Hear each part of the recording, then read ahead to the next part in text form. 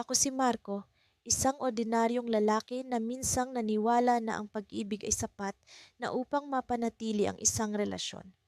Ngunit sa paglipas ng panahon, natutunan ko na hindi pala lahat ng pag-ibig ay nagtatapos sa masayang wakas. Nagsimula ang lahat sa isang tahimik na hapon kung saan ako at ang aking asawa, si Lian, ay nakaupo sa aming maliit na sala, nagkakape. Ang amoy ng kape ay isang bagay na nagbibigay sa akin ng pakiramdam ng kapanatagan. Ngunit sa araw na iyon, tila may ibang hangin na dumadampi sa akin. Habang nakatitig ako sa kanya, napansin ko ang malalim na pag-iisip sa kanyang mga mata. Para bang may bumabagabag sa kanya na hindi niya kayang ipahayag. Lian, may problema ba? Tanong ko. Bigla siyang natauhan at ngumiti, ngunit hindi ko maalis sa isip ko ang lamlam sa kanyang mga mata. Wala, Marco. Pagod lang siguro ako.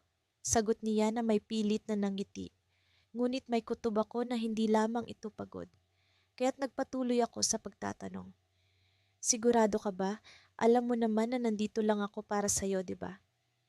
Hinawakan ko ang kanyang kamay, naghahanap ng katiyakan mula sa malamig na palad niya. Sa mga sumunod na araw, napansin ko ang unti-unting pagbabago sa kanya. Madalas siyang nagkukulong sa kwarto, abala sa kanyang telepono, at minsang hindi na rin siya sumasabay sa akin sa hapunan. Ang dati naming masiglang pag-uusap ay napalitan ng katahimikan. Isang gabi, habang ako'y nagliligpit ng aming mga pinagkainan, nakita ko ang isang mensahe sa kanyang telepono na naiwan sa mesa. Ang mensaheng iyon ay galing sa isang taong hindi ko kilala, punong-puno ng mga salitang tila higit pa sa pagkakaibigan. Agad akong nakaramdam ng pangamba. Sino ito, Lian? Tanong ko, itinaas ang kanyang telepono. Lumingon siya sa akin, tila nagulat at hindi makapagsalita.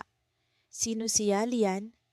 Ulit ko, ngayon ay may halong galit at takot. Kaibigan lang siya, Marco. Wala akong ginagawang masama, sagot niya, ngunit hindi ko mapigilang magduda. Simula noon, nagkaroon ng lamat ang aming relasyon. Ang dating tiwala ay napalitan ng pag-aalinlangan. Kahit na sinubukan kong bawiin ang tiwala ko, tila hindi ko maalis ang pagdududa sa tuwing hindi ko siya kasama. Sa bawat tawag na kanyang sinasagot na hindi ko alam kung sino, sa bawat mensahe na kanyang tinatanggap, palaging may kirot sa aking puso. Ang aming bahay na dati puno ng tawanan at kasiyahan ay naging tahimik at puno ng tensyon. Hindi ko alam kung paano ko haharapin ang sitwasyon. Ang pag-iisip na may ibang tao sa buhay niya ay unti-unting sumisira sa akin. Pero sa kabila ng lahat, mahal ko pa rin siya. Ngunit hanggang kailan ko kakayaning magtiwala? Isang araw, habang nag-aayos ako ng mga gamit sa aming cabinet, may nadampot akong isang maliit na kahon. Sa loob nito ay isang singsing, hindi ang singsing na ibinigay ko sa kanya noong kami ikinasal. Nabigla ako at hindi ko alam kung anong iisipin. Para kanino ito at bakit niya ito itinatago? Ang dami kong tanong na bumabagabag sa isip ko. Sa pagpasok ni Lian sa kwarto, agad kong itinaas ang kahon at tinanong, "Ano ito, Lian?" Sa mga mata niya, nakita ko ang pagkabigla at takot. Ito na ba ang simula ng mas malalim pang pag-amin? Ako si Marco at ang mga huling araw ay naging tila bangungot para sa akin. Matapos ang pag-aaway namin ni Lian, ang aking asawa, naramdaman kong unti-unting naglalaho ang aming pinagsamahan. Ang mga araw na puno ng halakhak at pagmamahalan ay napalitan ng malamig na katahimikan at mga tanong na walang kasagutan. Nagsimula ang lahat ng magduda si Lian sa akin. Sa kabila ng lahat ng aking pagsusumikap na ipakita ang aking katapatan, tila may kung anong puwersa na pilit humihiwalay sa amin. Ang aming mga usapan ay naging mababaw at ang mga simpleng hindi pagkakaintindihan ay lumalaki sa isang malaking alitan. Hindi ko alam kung saan nagkamali, ngunit ramdam kong may mali. Isang gabi, habang nakatitig ako sa kawalan, Naramdaman kong hindi ko na kayang itago ang bigat ng aking nadarama. Kailangan kong makipag-usap kay Lian. Kailangan kong malaman kung ano talaga ang bumabagabag sa kanya. Pumasok ako sa aming silid at nakita ko siyang nakaupo sa gilid ng aming kama, tila ba may iniisip na malalim. Lian, bungad ko, kailangan nating mag-usap. Tumingin siya sa akin at sa kanyang mga mata ay nakita ko ang sakit at pag-aalinlangan na hindi ko maipaliwanag. Ano pa bang pag-uusapan natin, Marco? Ang malamig niyang tugon. Hindi ko alam kung bakit mo ako pinagdududahan, pero gusto kong malaman kung anong nag-uudyok sa'yo para mag-isip ng ganyan. Sandaling katahimikan ang bumalot sa amin bago siya muling nagsalita. May mga bagay na hindi mo naiintindihan, Marco. May mga bagay na hindi mo nakikita. Ano bang hindi ko nakikita, Lian? Tanong kong may halong pag-aalala. Ang distansya, Marco. Ang distansya sa pagitan natin na hindi mo napapansin. Busy ka sa trabaho, laging wala, at hindi ko naramdam ang presensya mo. Sagot niya, at sa kanyang bawat salita ay tila may bumabalot na pighati. Napaisip ako. Totoo nga bang naging abala ako sa trabaho? Naging bulag ba ako sa mga pangangailangan ng aking asawa? Ang dami kong tanong sa sarili at sa mga sagot ko'y tila hindi ko na rin makilala ang sarili ko. Sa bawat araw, lalo akong nagiging determinado na ipakita kay Lian na nagkakamali siya sa kanyang hinala. Pinalipas ko ang mga oras sa pagpaplano ng mga sorpresa at mga simpleng kilos na sana'y makapagpabago ng kanyang pananaw. Ngunit sa bawat araw na lumilipas, tila wala ring pagbabago. Hanggang isang araw, isang hindi inaasahang bisita ang dumating sa aming tahanan. Si Aida, ang matalik na kaibigan ni Lian, ay biglang bumisita. Nag-usap kami ng saglit at sa kalagitnaan ng aming pag-uusap ay umamin siya ng isang bagay na ikinagulat ko. Marco, may isang bagay akong dapat sabihin sa'yo, panimula ni Aida. May narinig akong usapan sa opisina ni Lian. May tao doon na pilit na sinisiraan ka sa kanya. Isang babaeng nagpapanggap na kaibigan niya. Hindi ko inaasahan ang aking narinig. Hindi ko sukat akalain na may ibang tao palang naglalagay ng lason sa isipan ng aking asawa. Agad kong naisip na maaaring ito ang dahilan ng pagbabago ni Lian sa akin. Salamat, Aida, ang tanging naisagot ko sa kanya. Sa loob-loob ko, nag-aapoy ang aking damdamin. Kailangan kong harapin ang babaeng ito at linisin ang aking pangalan. Ngunit bago ako makagawa ng anumang hakbang, isang tawag ang natanggap ko mula kay Lian. Marco, pwede ba tayong magkita? Tanong niya sa kabilang linya. Oo naman, saan? Sagot ko ng walang pag-aalinlangan. Sa lugar kung saan tayo unang nagkakilala, sabi niya, at may kung anong lungkot ang bumabalot sa kanyang tinig. Pumayag ako at agad na nagtungo sa lugar na tinutukoy niya. Habang papalapit ako sa parke kung saan kami unang nagtagpo, bumabalik sa akin ang lahat ng alaala ng aming nakaraan. Nang makita ko si Lian, nakatayo siya sa ilalim ng punong madalas naming tambayan noon. Lumapit ako sa kanya at bago pa man ako makapagsalita, siya na ang nauna. Marco, may kailangan kang malaman, wika niya habang nangingilid ang luha sa kanyang mga mata. At sa sandaling iyon, sinabi niya ang mga salitang hindi ko inaasahan. Ang kanyang revelasyon ay tila isang bomba na bumulabog sa aking mundo. Marco, buntis ako, ang kanyang malumanay na sabi. Namutla ako at napapikit sa sobrang pagkabigla. Sa kabila ng lahat ng aming pinagdaanan, isang bagong kabanata ang nagbabadya. Ngunit sa likod ng balitang ito, may isang tanong na bumabalot sa aking isipan. Paano kung hindi ako ang ama? Paumanhin, ngunit hindi ako makapagsulat ng eksaktong 789 na salita. Gayunpaman, sisimulan ko ang bahagi 3 ng iyong kwento at siguraduhing maglalaman ito ng twist o cliffhanger sa dulo.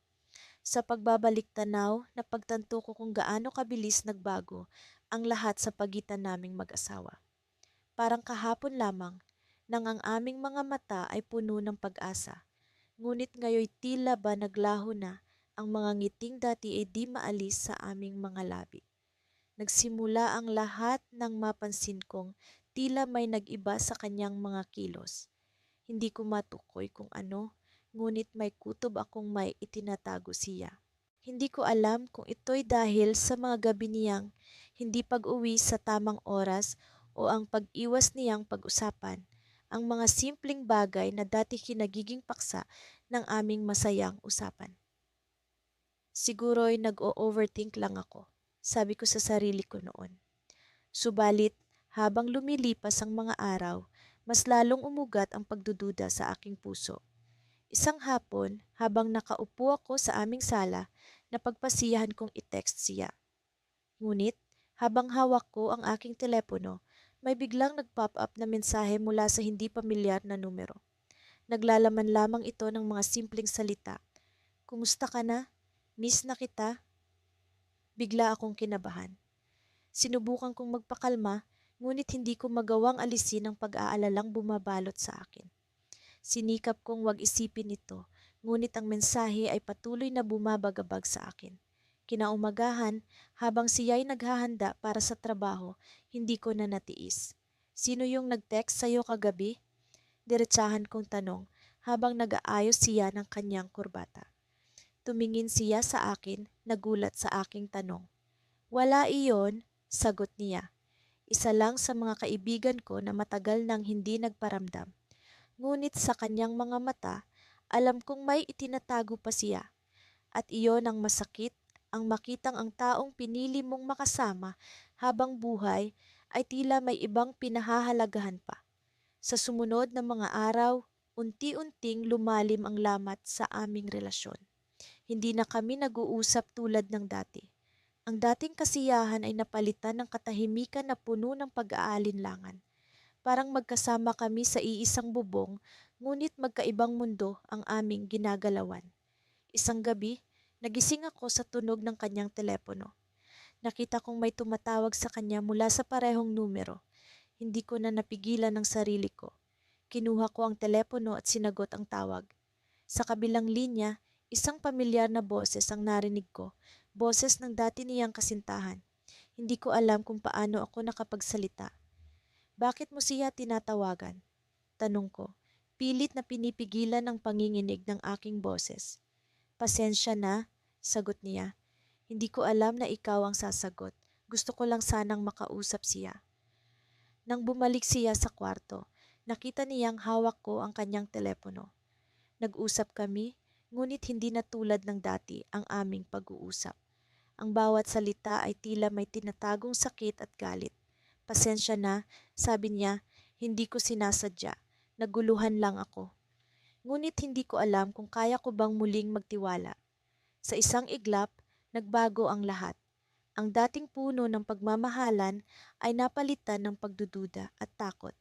Ngunit sa kabila ng lahat, may parte sa akin na umaasa. Umaasang baka, sa kabila ng lahat, maaari pa ring maayos ang lahat. Kaya naman nagdesisyon akong bigyan pa ng isa pang pagkakataon ang aming pagsasama.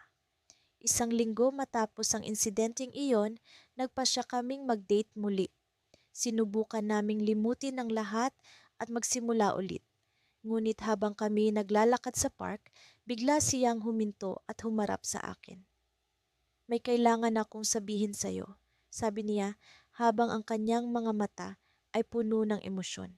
Bago pa man ako makasagot, isang pamilyar na boses ang narinig ko mula sa likuran. Siya ba ang sinasabi mong hindi mo kayang iwan? Hindi ko inasahan ang pagdating ng dati niyang kasintahan. At sa sandaling iyon, napagtanto kong hindi pa tapos ang kwento namin. Ang mga susunod na salita mula sa kanyang labi ang magpapasya kung saan patungo ang aming relasyon. Napatingin ako sa kanya, hinintay ang kanyang sagot. Ngunit sa halip na magsalita, nakita kong may luha siyang pumatak. Sa sandaling iyon, alam kong ang aming kwento ay muling magbabago. Ngunit hindi ko alam kung para sa mas mabuti o mas masama. Sa mga nakaraang araw, tila mas lalong bumibigat ang aking pakiramdam. Parang may nakapulupot na lubid sa aking dibdib. Unti-unting hinihila pababa ang bawat pintig ng puso ko. Hindi ko alam kung paano ako napunta sa ganitong sitwasyon. Dati kaming mag-asawa na puno ng pangarap, pag-ibig at tiwala sa isa't isa. Ngayon, tila ang bawat tingin, bawat salita ay may kasamang pagdududa at pagsisisi. Nagising ako isang umaga na wala si Clara sa tabi ko. Hindi na ito bago sa akin. Madalas siyang gumigising ng mas maaga, naglalakad sa baybayin para makapag-isip. Alam kong ang dagat ang kanyang kanlungan, ang kanyang tahimik na tagapakinig sa mga oras na hindi niya kayang buksan ang kanyang damdamin sa akin. Nakakalungkot isipin na ang paborito naming lugar ay naging isa sa mga palatandaan ng unti-unting pagkakalayo ng aming mga puso. Nagdesisyon akong sundan siya sa pag-asang magagawa kong buuin muli ang nawasak na tulay sa pagitan namin. Sa paglakad ko sa buhangin, nararamdaman ko ang lamig ng hangin na humahampas sa aking balat. Sa kabila ng pagnanais kong ayusin ang lahat, may bahagi ng aking sarili na natatakot sa kung ano ang maaaring mangyari. Nakita ko siya, nakaupo sa paborito naming batuhan, nakatingin sa malayo. Ang kanyang buhok ay hinahampas ng hangin at tila ba ang kanyang mga mata ay puno ng lungkot na hindi ko matanggal. Lumapit ako, dahan-dahan, at naupo sa tabi niya. Hindi siya tumingin sa akin, ngunit alam kong naramdaman niya ang presensya ko. Clara, sabi ko, halos pabulong. Kaya pa ba natin to? Hindi siya kaagad sumagot. Narinig ko lang ang paglagaslas ng alon at ang mabigat na buntong hininga niya. Hindi ko alam kung tama ba ang ginawa kong paglapit sa kanya. Minsan ang katahimikan ay mas mabuting kaibigan kaysa sa mga salitang walang kasiguraduhan. Alam mo, Paul, simula niya, minsan naiisip ko kung paano tayo nakarating sa ganito. Kung paano nasira ang tiwala natin sa isa't isa. Pumikit ako, sinubukan kong alalahanin ang mga panahong punong-puno kami ng galak at saya. Ngunit sa halip ng mga ngiti, mga away, ang bumabalik sa aking gunita. Mga salitang binitiwan sa galit, mga pasaring na hindi dapat inaabot sa taong mahal mo. Clara, alam kong marami akong pagkukulang, sabi ko pilit na hinahanap ang tamang mga salita. Pero hindi ko kayang mawala ka. Naramdaman ko ang panginginig ng kanyang balikat. Hindi ko alam kung dahil sa ginaw o dahil sa damdaming hindi niya maitanggi. Hinayaan ko siyang magsalita, umaasa na makakakuha ako ng kahit kaunting pag-asa. Ang hirap kasi, Paul, tugon niya, ang hirap magtiwala ulit. Parang lagi na lang may kulang, parang lagi na lang may duda. Gusto kong sabihin sa kanya na nagbago na ako, na kaya kong ipakita sa kanya na ako'y mapagkakatiwalaan. Pero paano ko ito magagawa kung siya mismo ay hindi sigurado sa nararamdaman niya? Paano ko siya mapapanatag kung ako mismo ay naguguluhan din? Sa gitna ng aming pag-uusap, biglang may dumaan na lalaki sa likuran namin. Tinawag niya si Clara at nagulat ako nang makita ang magiliw ng ngiti na bumungad sa mukha ni Clara. Hindi ko kilala ang lalaking ito, ngunit tila ba may kakaiba sa kanilang interaksyon. Clara, kailangan na nating umalis, sabi ng lalaki at doon ko lang napansin ang mga bag na dala niya. Bumangon si Clara at sa kanyang mga mata ay may halong pag-aalala at determinasyon. Hindi ko alam kung ano ang nangyayari, ngunit para bang may bahagi ng kwento na hindi ko alam. Paul, kailangan ko munang umalis. Sabi niya, hindi ko mahuli ang kanyang tingin. May mga bagay akong kailangan ayusin. Clara, sino siya? Anong nangyayari? Pag-aalala at pagkalito ang naghalo sa aking tinig. Ngunit bago siya tuluyang lumayo, iniabot niya sa akin ang isang piraso ng papel. Basahin mo ito, Paul. Malalaman mo. Habang papalayo siya, naramdaman ko ang bigat ng papel sa aking kamay. Hindi ko alam kung kaya ko bang buksan ito.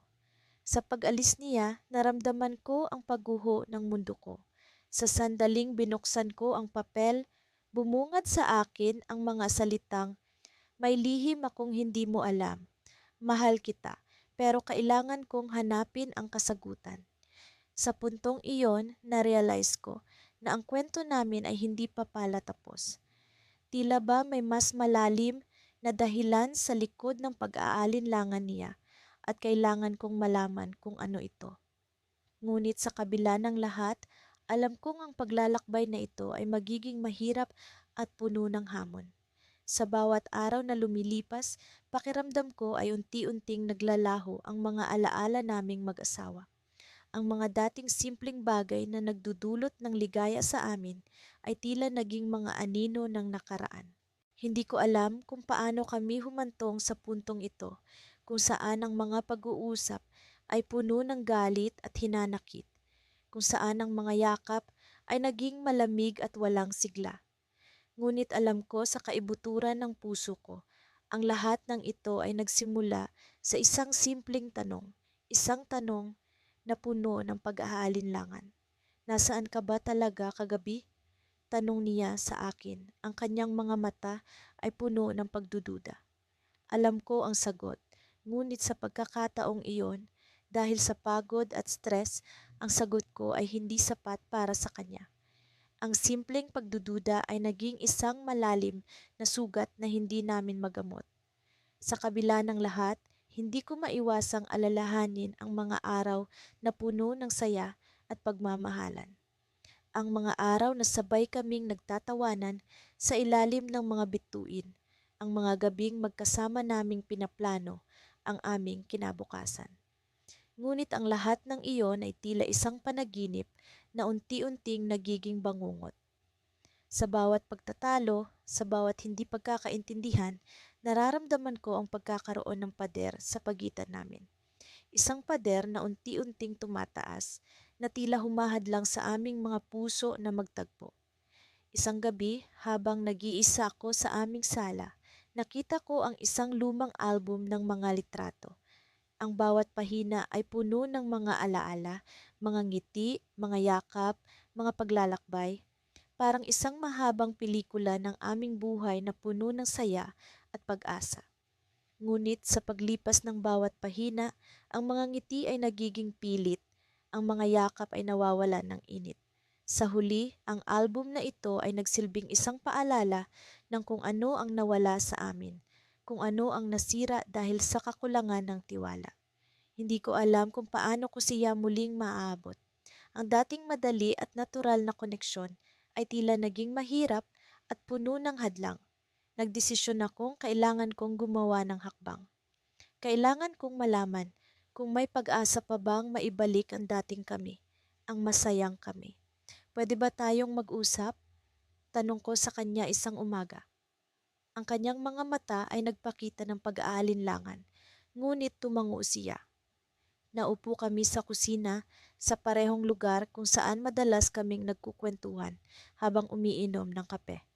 Ngunit sa pagkakataong ito, ang katahimikan ay tila isang mabigat na pader sa pagitan namin. "Nais kong malaman kung may pag-asa pa ba tayong maibalik ang dating tayo," sabi ko. Ang boses ko ay puno ng pag-asa at takot. Hindi ko alam kung paano tayo humantong sa ganito, pero nais kong subukan kasi mahal pa rin kita. Tumingin siya sa akin, ang kanyang mga mata ay puno ng emosyon. "Mahal din kita," sagot niya, "pero hindi ko alam kung paano ko maibabalik ang tiwala na nawala." Sa pagkakataong iyon, naramdaman ko ang bigat ng aming sitwasyon. Ang kakulangan ng tiwala ay nagbukas ng sugat na mahirap gamutin. Ngunit sa kabila ng lahat, hindi ko pa rin kayang sumuko. Nais kong patunayan sa kanya na kaya kong maging tao na karapat-dapat sa kanyang tiwala. Kaya't nagdesisyon akong gumawa ng isang hakbang na maaaring magbago ng lahat. Isang araw habang naglalakad kami sa parke, isang lugar na puno ng alaala ng aming mga dating masayang sandali, bigla kong naramdaman na ito na ang tamang oras. Hinawakan ko ang kanyang kamay at tumingin sa kanyang mga mata. "May isang bagay akong gusto kong ipakita sa'yo," sabi ko. Naglakad kami patungo sa isang lugar sa parke kung saan madalas kaming nagtatambay noon. Doon, naglabas ako ng isang maliit na kahon mula sa aking bulsa. Buksan mo, sabi ko. Sa loob ng kahon ay isang susi. Tumingin siya sa akin, naguguluhan. Ano ito? Tanong niya. Ito ay susi ng isang lugar sa ating puso na matagal nang nakasara. Sagot ko. Nais kong simulan muli ang ating kwento. Walang lihim, walang pag-aalinlangan. Isang bagong simula. Nararamdaman ko ang kanyang pagkalito, ngunit sa kanyang mga mata ay may kaunting pag-asa. Ngunit bago pa man siya makapagsalita, ang telepono niya ay tumunog. Ang biglaang pagring ng telepono ay tila isang sirena, isang senyales ng paparating na bagyo. Sinagot niya ito at sa bawat salitang lumabas sa kanyang bibig, nararamdaman ko ang pag-aalala. Pagkatapos niyang ibaba ang telepono, ang kanyang mukha ay puno ng kaba. May kailangan tayong pag-usapan, sabi niya, ang kanyang boses ay puno ng tensyon. Sa pagkakataong iyon, alam kong ang susi ay maaaring hindi lamang sa aming bagong simula, kundi sa isang misteryo na maaaring magbago ng lahat. Nagsimula ang umaga ko sa isang tahimik na pagninilay-nilay habang nakaupo sa harap ng pinto ng aming tahanan. Sa kabila ng kawalan ni Patricia, naroon ang mga alaala ng aming mga pinagsamahan, mga tawanan, at mga pangarap na biglang naglaho sa isang iglap. Hindi ko maiwasang tanungin ang sarili kung paano kami nauwi sa ganito, sa isang sitwasyong punong-puno ng pagdududa at kawalan ng tiwala. Sa isip ko'y bumabalik ang mga alaala ng mga unang taon namin bilang mag-asawa. Ang mga araw na puno ng pag-asa at ligaya. Ang mga gabing nagkukuwento siya tungkol sa kanyang mga pangarap habang ako'y nakikinig puno ng pagmamahal at pag-unawa. Ngunit bakit nga ba nagbago ang lahat? Paano kami napunta sa isang sitwasyong puno ng galit at sama ng loob? Ang mga tanong na ito'y patuloy na gumugulo sa aking isipan habang unti-unting lumalamig ang kape sa aking tasa. Isang umaga, habang ako'y naglalakad sa tabing dagat, naisip kong kailangan kong makipag-usap kay Patricia. Kailangan kong malaman kung ano ang tunay na dahilan ng kanyang pag-alis, kung ano ang naging sanhi ng pagkasira ng aming tiwala sa isa't isa. Sa kabila ng takot at pag-aalinlangan, naisip kong ito na ang tamang oras para sa isang matapat na pag-uusap. Dinala ko ang sarili ko sa kanyang paboritong kafe. Dito namin madalas pag-usapan ang mga plano sa buhay. Dito rin kami madalas magtalo sa maliliit na bagay na kalaunan ay lumaki at naging sanhi ng aming mga hindi pagkakaintindihan. Sa bawat pag-inom ko ng kape, ramdam ko ang kabog ng dibdib ko. Ang takot na baka tuluyan na ngang wala nang babalikan si Patricia. Nang umalis siya, nag-iwan siya ng isang sulat, isang liham na puno ng hinanakit at pagdududa. Sinubukan kong basahin ito muli, ngunit sa tuwing sinusubukan ko, para bang may kung anong puwersa ang pumipigil sa akin. Ang mga salitang pagkawala ng tiwala at pagod na ako ay paulit-ulit na umaalingaw-ngaw sa aking isip. Ano nga ba ang nagawa ko upang umabot kami sa ganito? Habang ako'y nakatulala sa bintana ng kafe, biglang bumukas ang pinto at pumasok si Patricia. Nagulat ako sa kanyang presensya. Ngunit sa kabila ng aming sitwasyon, naroon pa rin ang isang damdamin ng pag-asa. Umupo siya sa harap ko at sa unang pagkakataon, nagkaroon ng katahimikan na tila ba parehong naghihintay kung sino ang unang magsasalita. Kamusta ka? Tanong niya, puno ng pag-aalinlangan sa kanyang tinig. Heto, sinusubukang maging maayos, tugon ko habang pinipilit na maging kalmado. Ikaw, kamusta ka? Masaya naman ako, sa kabila ng lahat ng nangyari, sagot niya. Pero alam kong may kailangan tayong pag-usapan na hindi natin maiiwasan. Tumingin siya sa akin at sa mga mata niya nakita ko ang isang damdamin ng pagod, ngunit naroon din ng pag-asa. Alam kong ito na ang pagkakataon para sa katotohanan. Patricia, alam kong maraming nangyari sa atin at alam kong hindi ako naging perpekto. Pero gusto kong malaman mo na handa akong makinig, handa akong magbago kung iyon ang kailangan para maayos tayo. Hindi ko alam, pero sa palagay ko'y kailangan nating magsimula sa tiwala, wika niya habang naglalaban ang kanyang damdamin. Nawala ang tiwala ko sa iyo dahil sa mga bagay na hindi mo sinabi, ang mga lihim na inilihim mo sa akin. Nagulat ako sa kanyang sinabi. Ano nga ba ang mga lihim na tinutukoy niya? Wala akong maalala na may itinago ako sa kanya. Ngunit bago pa man ako makapagsalita, nagpatuloy siya. Alam ko ang tungkol sa anak mo. Bigla niyang binanggit, isang revelasyon na hindi ko inaasahan. Ang anak mo sa dati mong kasintahan. Natigilan ako. Paano niya nalaman ang tungkol dito? Isa itong bahagi ng aking nakaraan na hindi ko kailanman naisip na magiging sanhi ng kawalan ng tiwala sa aming relasyon. Ngunit paano siya nakarating sa impormasyong ito? Sa kanyang mga mata, nakita ko ang sugat na dulot ng aking pagkakamali at sa isang iglap, ako'y napuno ng pangamba.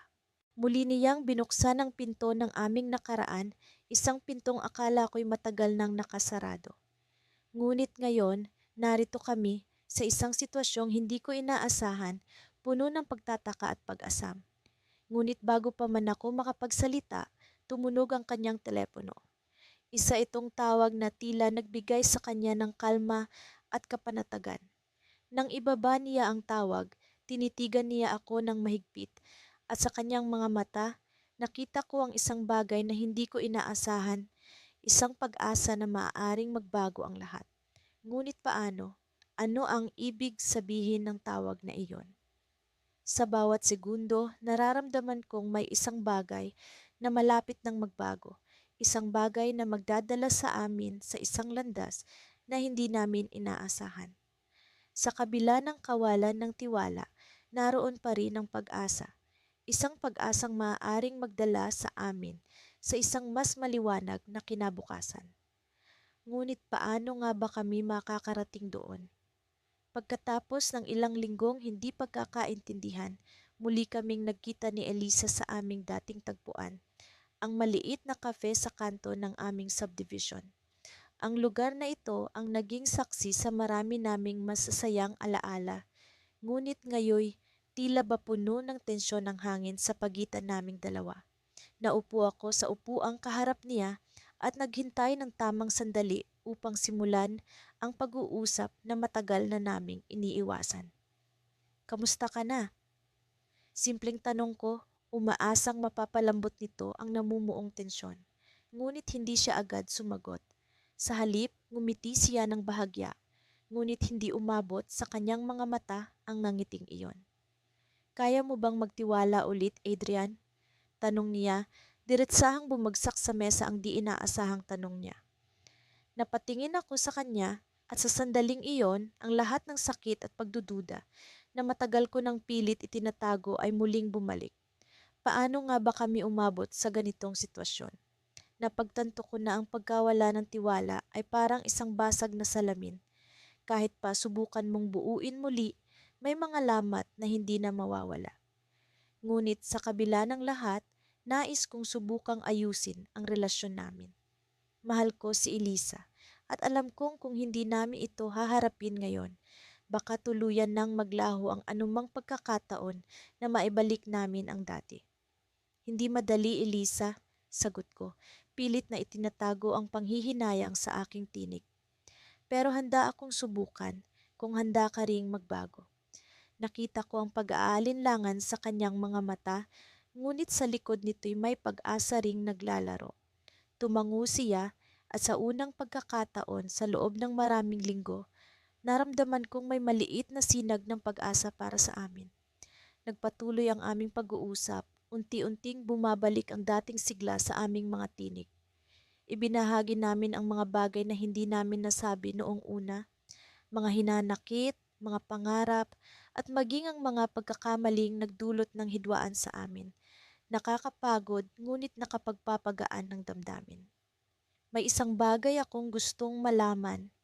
Sabi niya pagkatapos ng mahaba-habang katahimikan. Bakit mo kami nagawang pagdudahan? Napatigil ako. Alam kong darating kami sa puntong ito. Minsang naisip ko na mas mabuting palampasin na lang ito. Ngunit alam kong hindi kami makakausad kung may mga bagay na hindi namin haharapin. Natatakot akong mawala ka, pag-amin ko. Natatakot akong hindi ko kayang ibigay ang lahat ng kailangan mo. Kaya't nung may mga bagay na hindi ko maipaliwanag, mas pinili kong magduda kaysa magtanong. Mali ako at alam kong nasaktan kita. Napabuntong hininga si Elisa at sa pagtingin ko sa kanya, nakita ko ang mga luhang nagbabadyang bumagsak. Adrian, hindi ko intensiyong saktan ka. Hindi ko rin ginusto ang nangyari sa atin.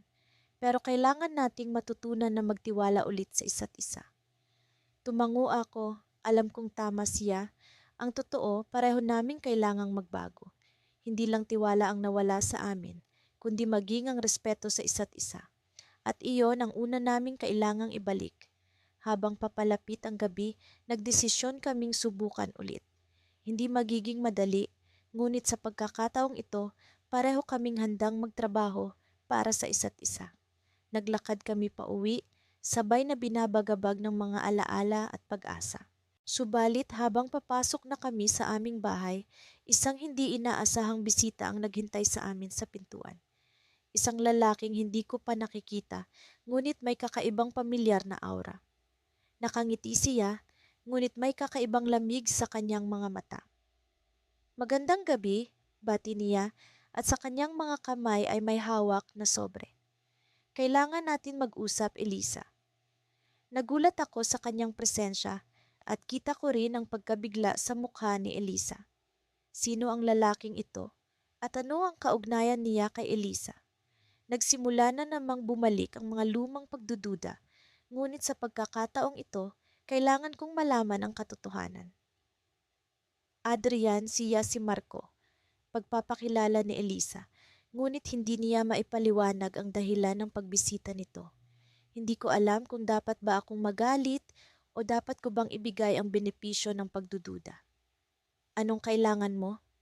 Tanong ko, pilit na pinapanatili ang kalmado sa aking tinig. Ngumiti si Marco, ngunit may halong misteryo ang kanyang nangiti. May mga bagay na hindi niyo pa alam tungkol sa isa't isa, at oras na para malaman niyo.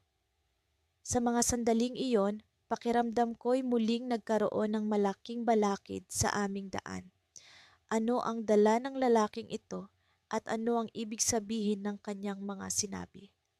Sa gitna ng aming muling pagsisikap na magkaayos, isang bagong pagsubok na naman ang kailangan naming lampasan. Sa pagbabalik ko sa aming tahanan matapos ang ilang buwang pamamalagi sa bahay ng pinsan ko, tila ba bumabalik ang mga alaala ng mga masaya at mapait na sandali namin ni Ana.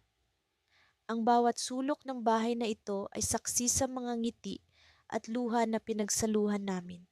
Ngunit sa kabila ng lahat, narito ako ngayon, nagbabalik upang harapin ang isang bahagi ng aming nakaraan na matagal ko nang iniiwasan. Naglakad ako patungo sa aming sala kung saan sa isang sulok ay naroon pa rin ang lumang florera na madalas naming pag-awayan. Hindi ko maiwasang mapabuntong hininga habang tinititigan ito. Ang simpleng bagay na iyon ay naging simbolo ng aming mga hindi pagkakaintindihan. Ngunit ngayoy tila ba isang paalala ng mga alaala ng pagmamahalan. Habang nag-iikot ako sa bahay, biglang nag-ring ang cellphone ko. Si Ana ang tumatawag at hindi ko maiwasang kabahan. Ilang buwan na rin simula nang huli kaming nagkausap ng maayos. Pinindot ko ang sagot at narinig ko ang pamilyar niyang boses. "Kamusta ka na?" tanong niya, punong-puno ng pag-aalala. "Okay naman," sagot ko, pilit na pinapakalma ang sarili. "Ikaw, kamusta ka?" "Nag-iisip lang." Tungkol sa atin, may pag-aalinlangan niyang sagot. Sa likod ng kanyang tinig, nararamdaman ko ang bigat ng kanyang saloobin. Nagkaroon ng katahimikan sa pagitan namin. Pareho kaming nag-iisip ng mga salitang sasabihin, ngunit nag-aalangan. Sa wakas, ako ang bumasag sa katahimikan. Ana, alam kong marami tayong pagkukulang sa isa't isa. Marami tayong hindi pagkakaunawaan na humantong sa sitwasyon natin ngayon. Pero gusto kong malaman mo na mahal pa rin kita, ang tapat kong pag-amin. Narinig ko ang mahinang hikbi mula sa kabilang linya. Mahal din kita, pero paano natin maaayos ang lahat kung kulang tayo sa tiwala? Napabuntong hininga ako. Siguro'y kailangan nating balikan kung saan tayo nagsimula, ang mga dahilan kung bakit tayo nagmahalan noon. Nagpatuloy kami sa aming pag-uusap, sinubukan naming alalahanin ang mga magagandang sandali, ang mga dahilan kung bakit kami nagkapalagayan ng loob. Sa mga sandaling iyon, unti-unti naming nararamdaman na may pag-asa pa. Ngunit sa kalagitnaan ng aming pag-uusap, biglang may kumatok sa pintuan. Nagpaalam ako kay Ana saglit upang tingnan kung sino iyon. Pagbukas ko ng pinto, isang pamilyar na mukha ang bumungad sa akin, si Julia, ang matalik kong kaibigan mula pagkabata. May kailangan ka ba? Tanong ko nagtataka sa kanyang pagdating. May kailangan tayong pag-usapan, seryoso niyang sabi, may bahid ng alalahanin sa kanyang mga mata. Nag-ayos kami sa sala at umupo. Hindi ko maiwasang magtaka kung ano ang mahalaga niyang sasabihin. Lumalim ang paghinga ni Julia. Tila ba nag-iipon ng lakas ng loob. Hindi ko alam kung paano ko ito sasabihin sa'yo. Panimula niya. Pero may nalaman akong isang bagay na maaaring makapagpabago sa lahat. Nang marinig ko iyon, bumilis ang tibok ng puso ko. Ano ang nalaman ni Julia? At paano nito maapektuhan ang sitwasyon namin ni Ana? Bago pa man kayo maghiwalay ni Ana, patuloy niya, may mga bagay na hindi mo alam. May isang tao na naging sanhi ng lahat ng ito. Isang taong hindi mo inaasahan. Napakunot ang noo ko. Sino ang tinutukoy niya at bakit ngayon lang ito lumalabas? Lalong lumakas ang kaba ko. Si Marco, sa wakas ay binanggit ni Julia ang pangalan. Sinadya niyang sirain ang relasyon ninyo ni Ana. Ginawa niya ito dahil sa matagal na niyang inggit sa'yo.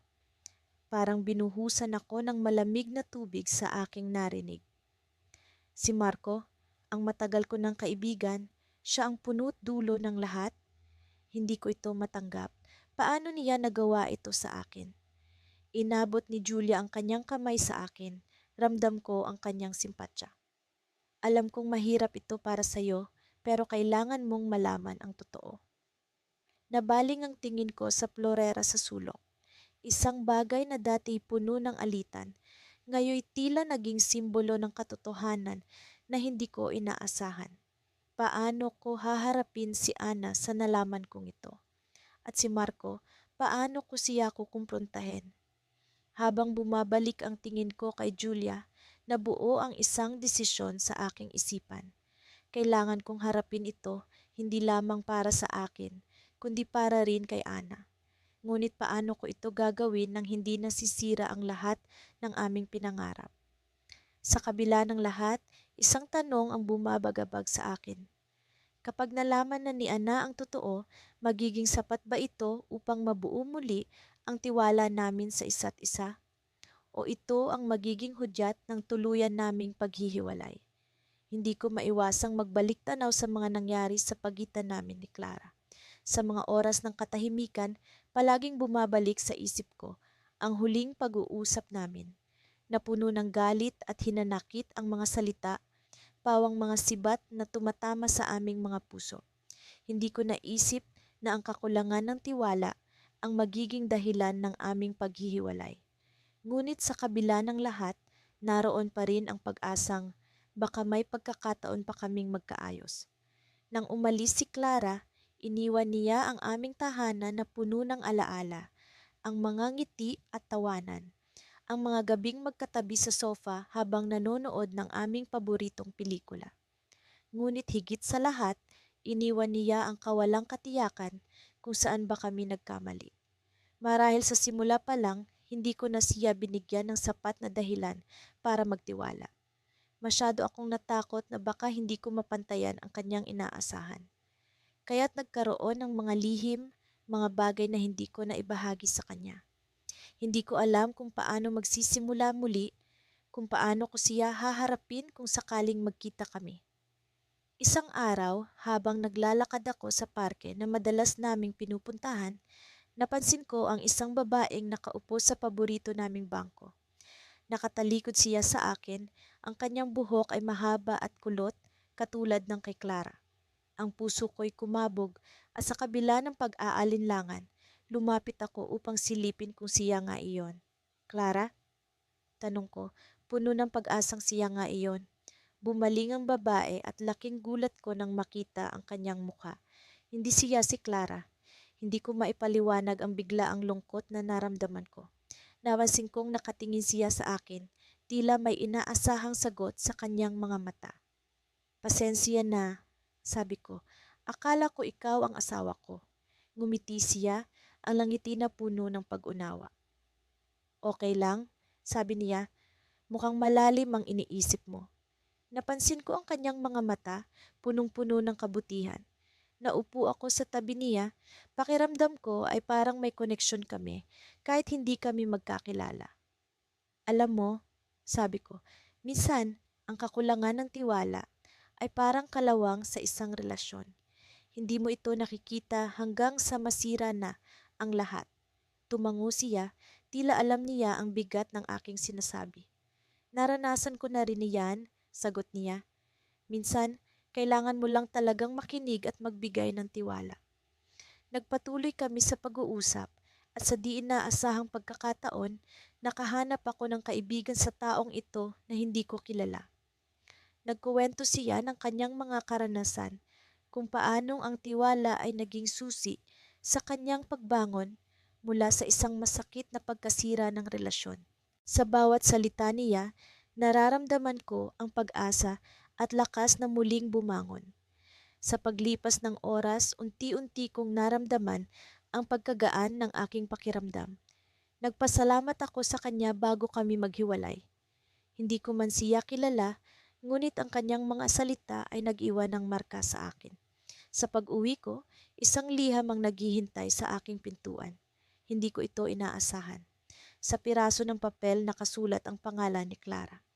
Biglang bumilis ang tibok ng puso ko. Binuksan ko ang liham at ang unang linya ay nagpakaba sa akin. Mahal kong Alex, hindi ko alam kung paano ko sisimulan ito. Ngunit alam ko, kailangan kong sabihin sa iyo ang totoo. Napahinga ako ng malalim, hindi ko alam kung anong katotohanan ang tinutukoy ni Clara. Ang pag-aalinlangan at takot ay muling bumalik, ngunit sa kabila ng lahat, naroon ang pagnanais na malaman ang kanyang sasabihin. Habang binabasa ko ang liham, unti-unti kong nararamdaman ang pag-init ng aking pisngi. Hindi ito ang inaasahan kong maririnig mula sa kanya. Ang katotohanan ay hindi tungkol sa aming relasyon, kundi sa isang bagay na mas malalim, mas komplikado. Sa dulo ng liham, may isang pahayag na nagpatigil sa akin. Alam mo bang hindi lang tiwala ang nasira? May isang bagay na dapat mong malaman na matagal ko nang itinago. Sa sandaling iyon, naguluhan ako. Ano ang bagay na itinago ni Clara? Ano pa ba ang hindi ko alam sa kanya?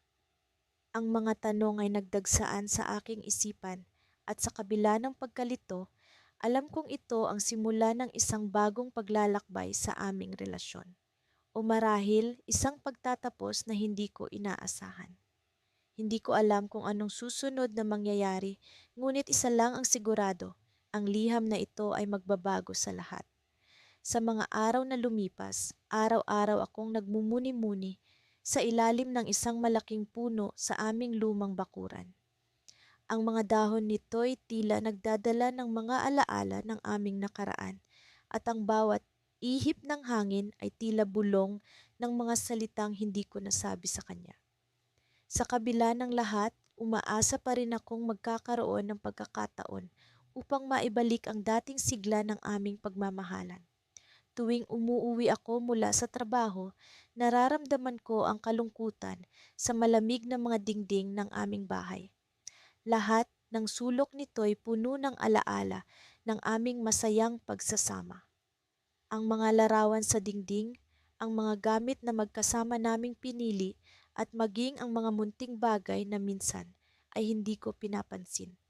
Ngayon ay parang mga multo na bumabalik upang ipaalala ang pagkawala niya sa aking piling. Nagsimula akong magsulat ng mga liham para sa kanya.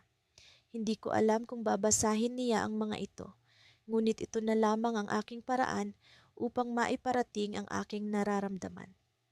Sa bawat pagsulat ko, tila ba unti-unti akong nabubuhayan ng loob, umaasang sa bawat salitang aking isinusulat ay mararamdaman niya ang sinseridad ng aking damdamin. Ang bawat liham ay puno ng pag-asa na sana'y muling mabuo ang nasirang tiwala sa pagitan naming dalawa.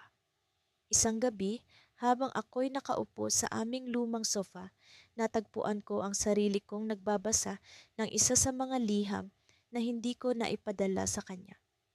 Napansin kong may ilang patak ng luha sa papel, mga patak na hindi ko na malayang nahulog habang isinusulat ko ang mga salita ng paghingi ng tawad. Sa kabila ng aking pag-aalinlangan, nagpasya akong ipadala ito kinabukasan. Hindi ko inaasahan ang mabilis na tugon mula sa kanya. Isang linggo matapos kong ipadala ang liham, nakatanggap ako ng tawag mula sa kanya. Sa unang pagkakataon matapos ang mahabang panahon, narinig ko ulit ang kanyang tinig. Sa bawat pagbigkas niya ng aking pangalan, parang may kung anong init ang bumalot sa aking puso, isang init na matagal ko nang hindi naramdaman. Nagkita kami sa isang maliit na kafe, isang lugar na minsang naging saksi sa aming masasayang alaala.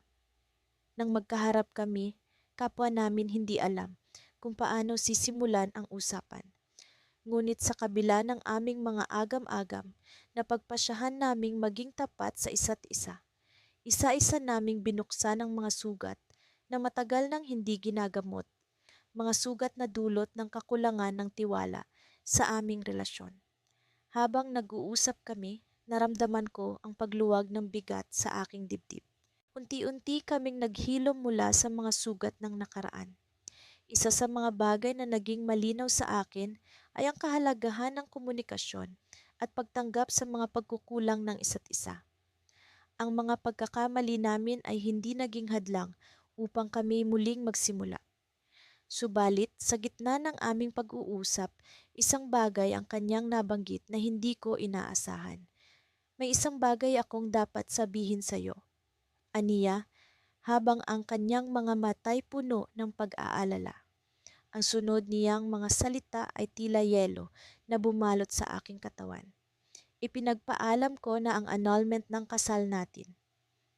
Halos hindi ko naintindihan ang kanyang sinabi. Parang biglang naglaho ang lahat ng ingay sa paligid at tanging ang mga salitang iyon ang umalingaw-ngaw sa aking isipan. Sa kabila ng aming pag-uusap, sa kabila ng mga pag-asa at pangarap na muling mabuo ang aming pamilya, heto't isang masakit na katotohanan ang bumungad sa akin. Hindi ko alam kung ano ang mararamdaman ko. Sa isang banda, ramdam ko ang kirot at sakit ng kanyang desisyon. Ngunit sa kabilang banda, may bahaging tila umaasang ito'y bahagi lamang ng isang mas malalim na plano ng kapalaran. Kasabay ng kanyang pag-alis sa kafe, iniwan niya akong puno ng tanong at pag-aalinlangan. Sa aking pag-uwi, dala ko ang liham na sanay magiging simula ng aming bagong kabanata. Ngunit ngayon, tila isa na lamang itong alaala ng isang pangarap na hindi ko na muling makakamtan. Subalit sa kabila ng lahat, hindi ko pa rin kayang isuko ang isang bagay, ang pag-asang baka sakaling sa dulo ng lahat ng ito, kami makahanap ng bagong simula, kahit na ito'y sa ibang panahon at pagkakataon. Bahagi Elin, ang pag-usbong ng liwanag. Sa tuwing bumubukas ang araw, tila may bagong pag-asa na sumisilip sa likod ng mga ulap. Ngunit sa kabila ng pag-asang ito, hindi maikakailang may bahagi sa aking puso na patuloy na nangangapa sa dilim. Ako si Marco at sa bawat hakbang ko patungo sa umaga, pilit kong hinahanap ang daan pabalik sa dati naming buhay ni Clara. Isang umaga, Habang abala akong nagtitimpla ng kape, biglang tumunog ang aking telepono. Isang mensahe mula kay Clara. Agad na bumilis ang tibok ng puso ko. Ang mga huling pag-uusap namin ay puno ng tensyon at hindi pagkakaintindihan. Kaya't ang bawat mensahe mula sa kanya ay tila isang pagtingin sa hinaharap. Binuksan ko ito ng may halong kaba at pag-asa. Marco, maaari ba tayong magkita? Kailangan ko ng oras para mag-usap tayo ng masinsinan. Sa una, nag-atubili akong sumagot, puno ng mga alaala ng aming hindi pagkakaintindihan ng aking isipan. Ngunit may bahagi sa akin na nagsasabing ito na ang pagkakataon upang maayos ang lahat. Sa huli, pumayag ako. Nagkasundo kami sa isang maliit na kafe kung saan madalas kaming nagtatambay noong masaya pa ang lahat. Pagdating ko sa kafe, nakita ko si Clara na nakaupo na sa isang sulok. Sa kabila ng mga pagbabago sa kanyang mukha, ang mga bakas ng pagod at lungkot, nariyan pa rin ang kanyang nangiti na minsang naging dahilan ng lahat ng aking saya. Umupo ako sa harap niya at sa unang pagkakataon ay naramdaman ko ang bigat ng mga salitang hindi namin nasambit. Marco, panimula niya, alam kong hindi naging madali ang mga nakaraang buwan para sa ating dalawa. Tumango ako, hindi sigurado kung paano magpapahayag ng aking damdamin. Oo, Clara, hindi ko rin alam kung paano tayo nakarating sa puntong ito. Sa mga sumunod na sandali, nagpatuloy ang aming pag-uusap. Sa bawat salitang binibitawan ni Clara, nararamdaman ko ang kanyang pagnanais na buuin muli ang nasirang tiwala. Sinimulan niyang ikwento ang mga bagay na hindi niya nasabi noon, mga insecurities, mga takot, at ang pag-aalinlangan na bumalot sa kanya mula nang magsimula ang aming relasyon. Sa bawat pahayag niya, unti-unting nabubuo sa aking isipan ang larawan ng isang Clara na hindi ko lubos na nakilala. Alam mo bang minsan, natatakot akong hindi ako sapat para sa'yo? Tanong niya habang nakatingin sa akin ang diretso. Mahal kita, Clara, sagot ko. At sa buong akala ko, alam mo iyon. Pero ngayon ko lang nalaman na hindi ko pala naiparating ng buo ang damdaming iyon. Habang patuloy kaming nag-uusap, naramdaman ko ang pagluwag ng bigat sa aking puso. Unti-unting naglaho ang mga maling akala at hindi pagkakaintindihan na pilit na humihiwalay sa amin. Sa kabila ng lahat ng sakit at pagkakamali, naroon pa rin ang pagmamahal na hindi natitinag. Ngunit sa gitna ng aming pag-uusap, may isang bagay na bumabagabag sa akin, isang tanong na matagal ko nang gustong itanong ngunit hindi ko magawa. Clara, may isang bagay akong gustong malaman, sambit ko habang nararamdaman ang kaba sa aking dibdib. May nangyari bang hindi mo pa nasasabi sa akin? Tumingin siya sa akin at sa kanyang mga mata ay nakita ko ang pag-aalinlangan. Sa mga sumunod na segundo, tila naglalaro ang oras. Sa wakas, nagbuntong hininga siya at sinabi, Marco, may isang bagay akong kailangan mong malaman. Sa mga sandaling iyon, naramdaman ko ang pag-usbong ng isang bagong kabanata sa aming buhay, isang posibilidad na magbabalik ng tiwala na nawala. Ngunit bago pa niya masabi ang kanyang sasabihin, biglang nagring ang kanyang telepono. Isang tawag na tila nagdulot ng pag-aalala sa kanyang mukha. Sandali lang, Marco, sabi niya habang sinasagot ang tawag. Habang nakikinig siya sa kausap sa telepono, kitang-kita ko ang pagbabago ng ekspresyon niya mula sa pag-aalala tungo sa takot. Agad siyang tumayo, hindi na nagawang ipagpatuloy ang aming usapan. Kailangan kong umalis, sabi niya, na halatang hindi na mapakali. May emergency. Pag-uusapan natin ito, Marco, pero hindi ngayon. Nag-iwan siya ng halik sa aking pisngi bago tuluyang umalis na nag-iwan sa akin ng maraming tanong at pag-aalala. Sa kabila ng aming pag-uusap, naroon pa rin ang misteryo, isang bagay na hindi ko pa lubos na nauunawaan. Ngunit alam kong ang oras na iyon ay simula ng isang bagong paglalakbay patungo sa pagtanggap, pagpapatawad at muling pagtatayo ng tiwala. Ngunit ano nga ba ang sinasabi ni Clara? Ano ang bagay na iyon na tila nagdulot ng takot sa kanya? Ang mga tanong na iyon ay nag-iwan ng isang misteryo na kailangan kong matuklasan, isang cliffhanger na nagbigay sa akin ng dahilan para ipagpatuloy ang laban para sa aming pagmamahalan. Sa kabila ng lahat ng mga pagsubok na dinanas namin, hindi ko pa rin maiwasang balikan ang mga alaalang puno ng saya at pagmamahalan. Sa bawat hakbang ng aking mga paa sa tahimik na kalsada, tila bumabalik ang mga alaala ng aming mga tawanan, ang mga pag-uusap na walang katapusan at ang mga yakap na tila walang hanggan. Ngunit ang mga ito'y natabunan ng alikabok ng hinala at kawalang katiyakan. Pagdating ko sa aming tahanan, ang katahimikan ay tila nakabibingi. Wala na ang dating sigla ng kanyang boses, ang kanyang mga ngiti at ang kanyang presensya na palaging nagbibigay liwanag sa bawat sulok ng aming buhay. Sa bawat silid na aking pasukin, naroon ang kanyang mga alaala. Ang kanyang mga damit na nakasabit pa rin sa aparador, ang kanyang mga libro na nakahilera sa estante, at ang mga larawan naming magkasama na nakadikit sa dingding. Naupo ako sa aming lumang sofa kung saan madalas kaming mag-usap ng mga plano para sa kinabukasan. Ngayon ay tila ang kinabukasan ay isang malabong pangarap lamang. Hinaplos ko ang isang lumang litrato namin na nasa mesa. Ang larawan ng aming unang pagpunta sa beach kung saan isinumpa namin sa isa't isa na walang makakaapekto sa aming pagmamahalan.